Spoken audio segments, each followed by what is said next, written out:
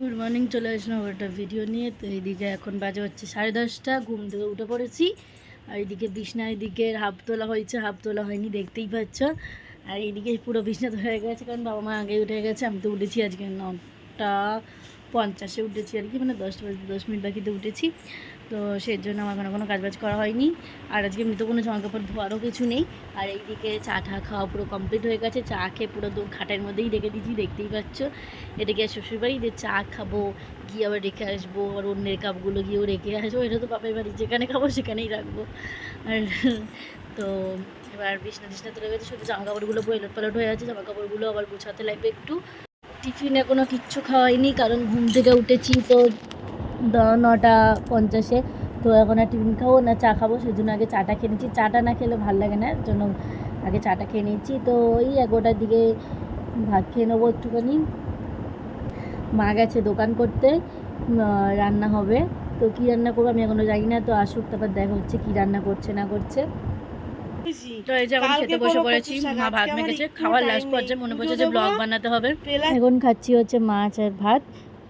এদিকে এটা হচ্ছে ডিম সর্ষে হবে।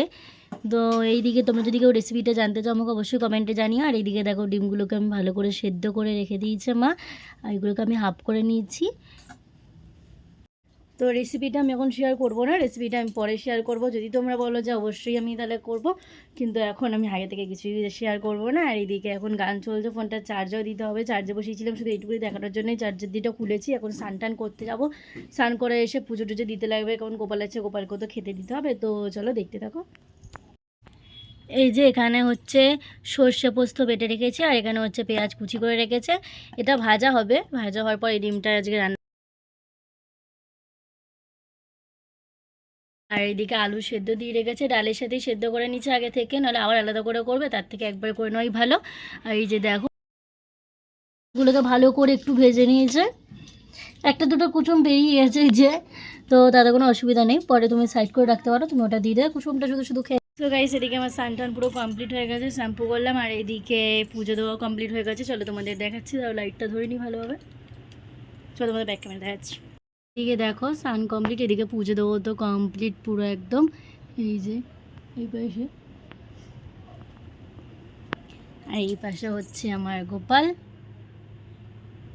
আর এই পাশে হচ্ছে আমার পাশের বাড়ি একজন গোপালটা একটু দিয়ে গেছে, কারণ ওদের একটু সমস্যা হয়েছে এর জন্য, কারণ ওদের একটা বাচ্চা হয়েছে, তো এখন তা তো সেজন্য করতে পারবে না। তো এবার আমি খেতে বসে পড়ি। চলো তোমাদের ব্যাক ক্যামেরা দেখাচ্ছি কী কী রান্না হয়েছে। এইদিকে হয়েছে ভাত, এদিকে ডাল, এখানে আলু সেদ্ধ মাখা শুকনো লঙ্কা পেঁয়াজ দিয়ে, এটা আমার বড় রাখা হয়েছে। আর এখানে হচ্ছে এই যে সেই ডিম সর্ষে, যেটা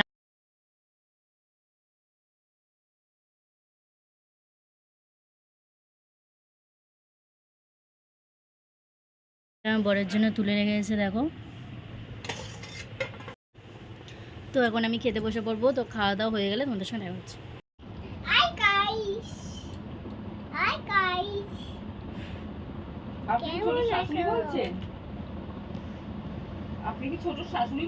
সো গাইস এইদিকে দেখো কতটাই না দুষ্টুমি করে আমার সাথে। আমি ওদের বাড়িতে গেলে আমাকে একটু শান্তিতে শুতেও দেবে না, আর নিজে তো খেলবে না অন্য কিছুর সঙ্গে, না ব্যাস আমার সঙ্গে মারপিট টারপিট করবে। তো মাসি হতে গেলে একটুখানি এগুলো তো সহ্য করতেই হবে। না না, আমি ওর মাসি বলছি। তোমরা শুধু দেখো 1 সেকেন্ডও যদি চুপ করে বসে থাকে, মানে আমাকে একটু সেকেন্ডের জন্য আমাকে শুতে দেবে না, উঠে বসে থাকতে লাগবে। আর এদিকে গলা চিপে চিপে ধরবে খালি, মানে দুষ্টুমি পর দুষ্টুমি। ওকে নামটা দুষ্টু নামটা আমি দিয়েছিলাম, আর এখন ভাবি যে দুষ্টু নামটা দিয়ে সত্যি করে আরও বেশি মনে হয় যেন দুষ্টু হয়ে গেছে। এরকমই ভালো লাগে, যেন সারা জীবনও এরকমই ছটফটেই থাকে। সোনু, আমার সোনু বাবা, বাবু কি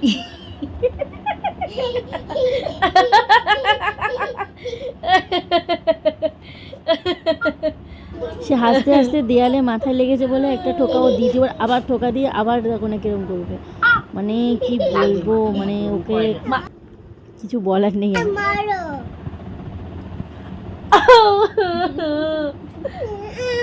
কাঁদে না, ভাল লাগে না এরকম কান্নাকাটি, ভাল লাগে না। নাও নাও নাও নাও নাও। আমি ভালো না, আমি ভালো না তো, যা কথা বলতে হবে না। এটা আমার বাবু। এটা ভালো, কোনটা? এটা ভালো। হ্যাঁ এটা ভালো। আমার সঙ্গে কথা বলবি না তাহলে? তুমি আমার বাবা, এটা আমার সোনা। কিছু খাবে? কিছু খাবে? হ্যাঁ। না আমি খাবো না, আমি রাগ করেছি। ও রাগ করিস? হ্যাঁ কিছু খাবে?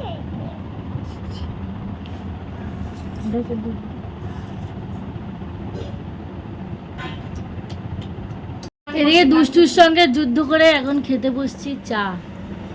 খেতে বসিস আর কুচি কাশি। হ্যাঁ এ না না না না না করে করে করে। ভিডিও বানাবি, করবো মানে রাত নামে দু চোখে নাও একদিন শুধু দুপুরানি গান গাই।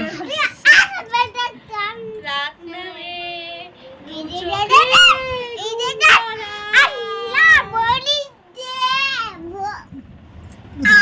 দেখ দেখ কখন দুপুরে পড়ে জানি আমি মারি, কিন্তু তো নাটক করবো না।